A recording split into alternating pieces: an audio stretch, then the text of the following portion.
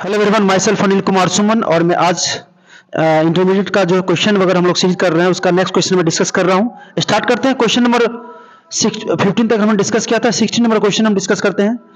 16 number question is, किसके अंदर में दिया हुआ है हमें कि the width of forbidden energy gap in the semiconductor is approximately. Forbidden energy gap क्या होता है आपको समझना है कि कंडक्टर इंसुलेटर के बीच के जो गैप है उसको फारबिडन एनर्जी गैप बोलते हैं और इसकी जो वैल्यू होती है is about 1 electron volt. 1 electron volt के आसपास में इसकी वैल्यू होती है। 1 electron volt that means 1 EB, जिसको बोल सकते हैं शॉर्ट फॉर्म में 1 EB होता है। यदि डिटेल की बात करें तो the energy gap is the difference between the conductor and valence bands.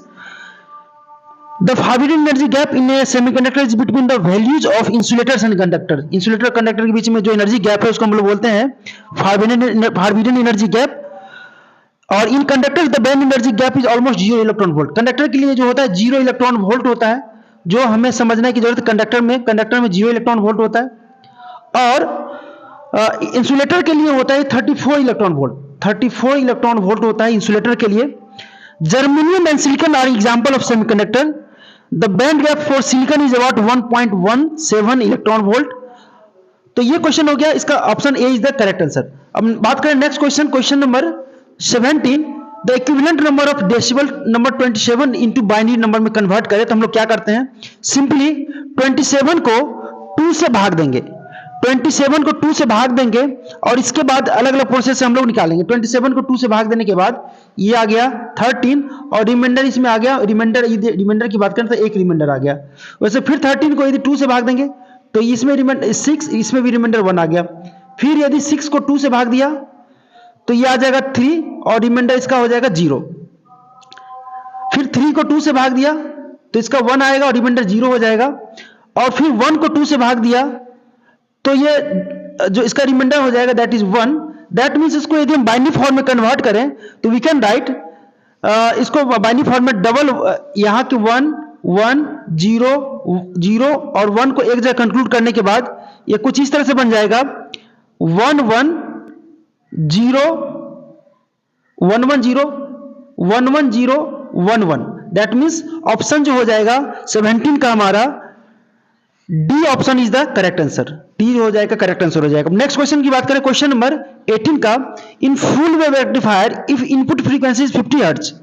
Input frequency 50 hertz है तो आउटपुट फ्रीक्वेंसी क्या होगा। तो जैसे हमें पता है फुल वेव रेक्टिफायर में जो पूरे वेव का जो है रेक्टिफिकेशन होता है फुल वेव का, और इनपुट ये है तो आउटपुट जो हमारा हो जाता है कुछ इस तरह से आउटपुट हो जाएगा। दैट मीन्स इसके जो फ्रीक्वेंसी हो जाएगा, लेटर सपोज F1 F2, तो F2 का वैल्यू हो जाएगा 2F1 हो जाएगा। दैट मीन्स डबल हो जाता है। दैट्स वाई इसका जो आंसर हो जाएगा 100 hertz will be the correct answer. That is main point is the output frequency of a full wave rectifier is twice the input frequency. For example, if the input frequency is 50 hertz, then output is 100 hertz. A full wave rectifier uses 2 diodes to convert and alternating currents voltage into direct current, that means DC voltage. The output wave completes one cycle in half the time it takes the input to complete one cycle. This means that the fundamental frequency of the ripple is doubled. अब हम लोग बात करें next question का, that means question number ये 19, the device which works of both modulation and demodulation। तो इसका answer हो जाएगा सी, मॉडम। दैट मीन्स मॉडम एक ऐसा डिवाइस है जो दोनों तरह की तरह काम करता है, मॉड्यूलेशन और डीमॉड्यूलेशन। अब मॉड्यूलेशन क्या होता है, the process of encoding digital information into A carrier wave signal. और डीमॉड्यूलेशन क्या होता है, the process of recovering the original digital information from the carrier wave signal is called demodulation.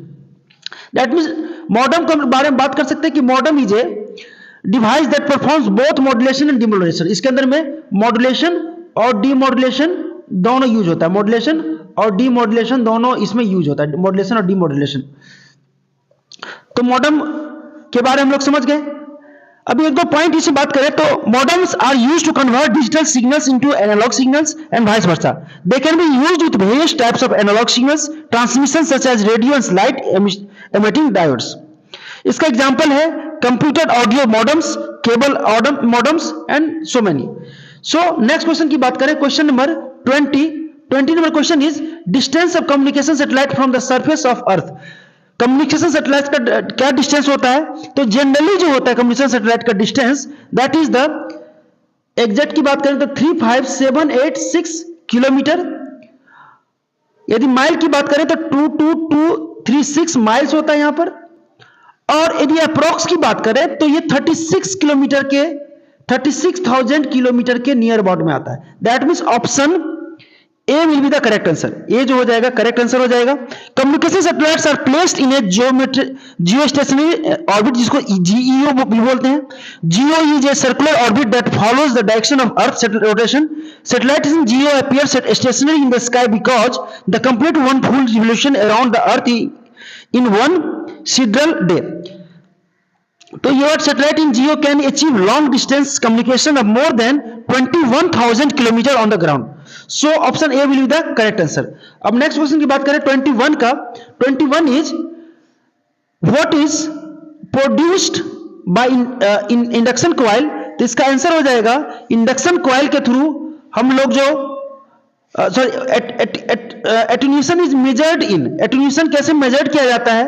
तो attenuation is measured in decimal. Decimal is the correct answer. DB में इसका measurement होता है, DB में।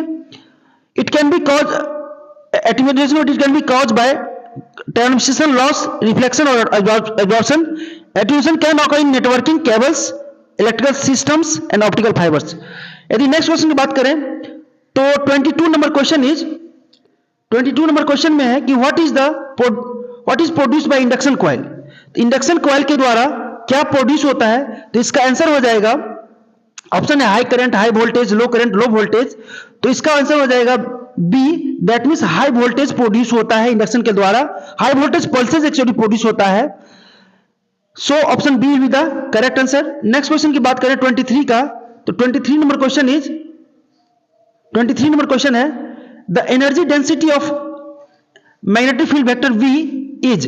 तो इसका जो एनर्जी डेंसिटी का फॉर्मूला हो जाएगा that is energy density bs square, that half b mu naught bs square, ये एनर्जी डेंसिटी का फॉर्मूला है। ऑप्शन बी जो है इसका करेक्ट आंसर हो जाएगा। नेक्स्ट क्वेश्चन 24 की बात करें तो 24 number question is what value of electric current is measured by hot wire ammeter. तो हॉट वायर एमीटर के द्वारा जो मेजरमेंट होता है that is root mean square value. Root mean square value को हम लोग मेजरमेंट करते हैं इस अल्टरनेटिंग करंट के द्वारा।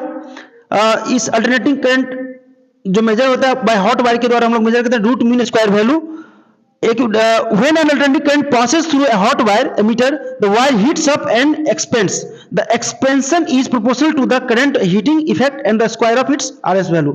एंड लास्ट क्वेश्चन की बात करें 25 नंबर क्वेश्चन, तो 25 number question is the magnetic field vector B is proportional to surface.